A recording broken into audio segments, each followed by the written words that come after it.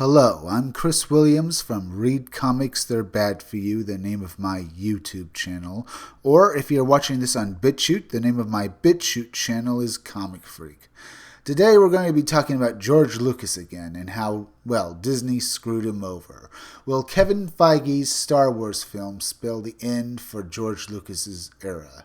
Since being sidelined in 2012, the creator has kept an ally at the franchise helm in Kathleen Kennedy, but she is about to be usurped as overlord.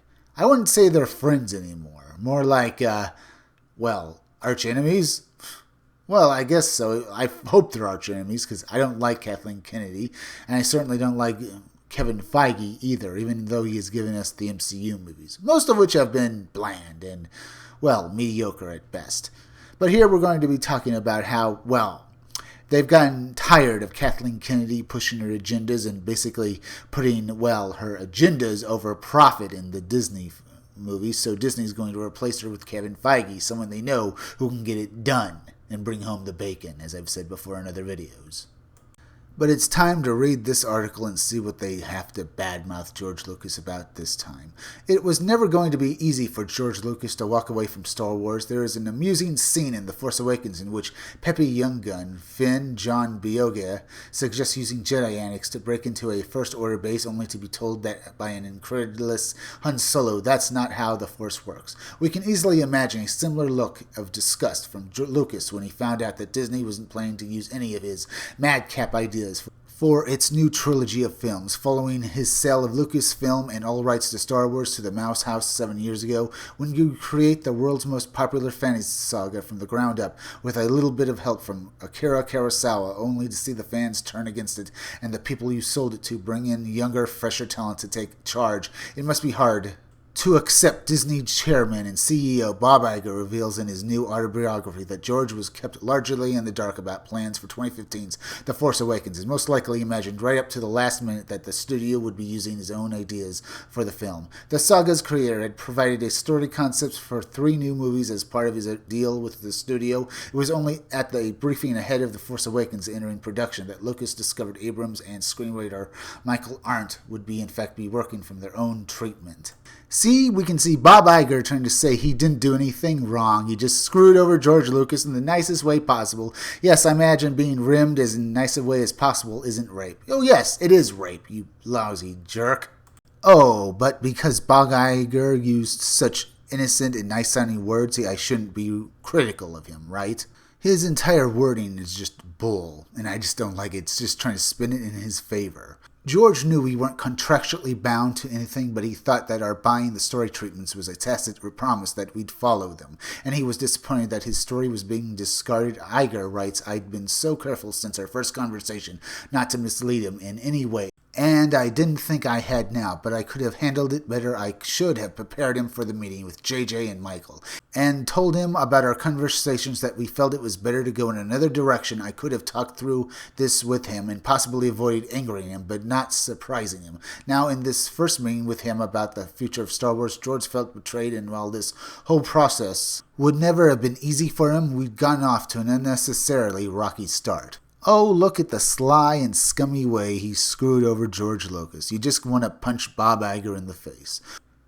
Lucas has always deflected criticism of his wackier Star Wars ideas by pointing out that his thinking is based on the idea of constant evolution, which in the face of it sounds preferable to the nostalgic approach simply adopted by Abrams and Disney. Yet it was this focus on introducing new cultures and technologies that led to the awful prequel trilogy and its preposterous midichlorians, tiny beings that live symbiotically inside humans who are as strong with the Force. Given we know that Lucas' ideas for the new Star Wars films would have expanded even more enthusiastically into this territory, he wanted to introduce microscopic creatures known as the Wills, who control just about everything in the galaxy. It's no shock that Disney chose the knockabout space larks of The Force Awakens instead.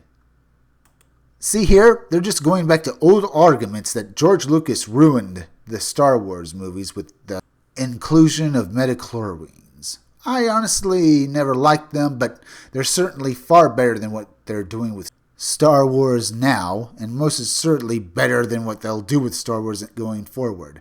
One of the most important moves Lucas made prior to handing over Star Wars was to recommend his Lucasfilm co-chair, Kathleen Kennedy, as the studio's new president.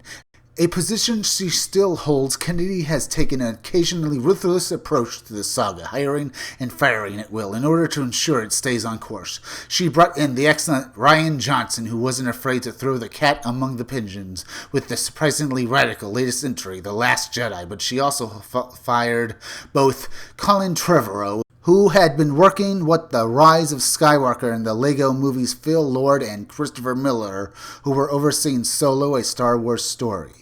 This is laughable. Kathleen Kennedy's ruthless approach was to keep, making agendas in her movies and to make sure that everyone was on board with them. She fired Colin Trevorrow because he wanted to keep Luke alive and not have him turn into a Force ghost. But of course, Kathleen Kennedy was ruthless and mean and did what she thought was right. And in fact, it was stupid, and that's why she's being replaced by Kevin Feige. Abrams' eventual return to oversee Episode 9 was seen as something of a coup, but Solo emerged as a somewhat dull and lifeless entry. A movie that felt squeezed together by too many hands. Iger has since admitted that Disney may have been overambitious in its attempts to release a new Star Wars movie every year, a policy that Kennedy must assuredly have played a part in implementing. That's funny. You're going back to J.J. Abrams to helm Episode 9 because Disney is scared shitless they've got a bomb on their hands. And it is going to be a bomb because, like Solo, too many hands have been added, and it's just going to be a ruin of a movie. And hopefully it'll put Star Wars in its grave. And hopefully it'll bring the Mouse House down with it. Now, I don't mean to sound so hateful, but reading these articles that praise Disney and say it's genius to have JJ back, it's not genius, it's just deflection. There is a certain irony then in this morning's news that Kevin Feige, the producer whose work on the Marvel Cinematic Universe inspired Disney to turn the space franchise into an expansive micro-saga, is due to take on his own Star Wars film. It is hard not to imagine that getting him involved in Star Wars rather than undermines Kennedy's previously untouchable position as Queen Bee. If so, we may finally be entering a true endgame for George Lucas's era of Star Wars, more than 4 decades after the little-known director of American Graffiti first introduced us to laser sword-wielding space monks, gorillas, droids, and black carapaced Sith Lords. See, with what they're saying that the George Lucas era ends with the Kevin Feige introduction to the Star Wars universe. It ended when they bought George Lucas's movie franchise from him in 2012. Now that they're going to put Kevin Feige in it, they're only going to do this so they can, get rid of Kathleen Kennedy, because she is an absolute terror and has done nothing but destroy the brand she's been put in charge of. And now that Kevin Feige's here, it looks like, Disney is just going to hope that he can do something to save this franchise. I don't think he will, though. At best, he'll only make Star Wars into a rather lumbering giant that only keeps going forward by stumbling and will eventually fall. Meaning the movies will just turn into, as we've already seen, just these little things that are just not good to watch and are just there to make your kids just tune out for 2 hours. So while you're at the movie theaters, you can be on your phone and talk to your friends. Otherwise, you might as well just stay at home and watch TV. Or rather, I wouldn't say watch TV, because TV is almost as bad as what they're doing to the movies nowadays.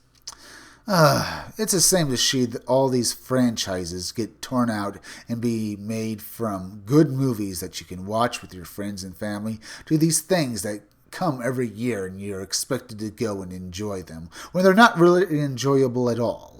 If you like this video, subscribe. Make sure you're still subscribed because YouTube is going around unsubscribing people, so make sure you're still subscribed.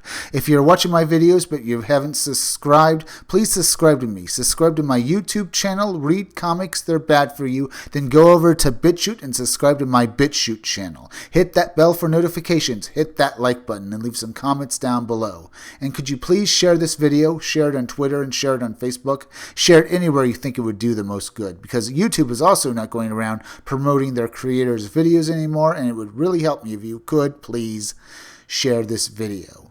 It's that time of the day again. I'm going to plug for my independent comic book. And keep checking back for future videos for more information on my own upcoming independent comic book, Scumdogs. One final thing, is anyone else having trouble getting their videos to pull over to BitChute? My videos for the last few days have not been uploading to BitChute, and I'm really worried about it. Can anyone give me a heads up on what's going on? I've heard that it's because the upload times are so slow at BitChute that they're not taking in new videos, and it won't be solved until they fix it. So could someone give me a heads up on any more information on this? Just leave a comment down below explaining what's going on, because I really want to know what's happening with BitChute, because I want my videos to be uploaded there. So I hope someone will please tell me.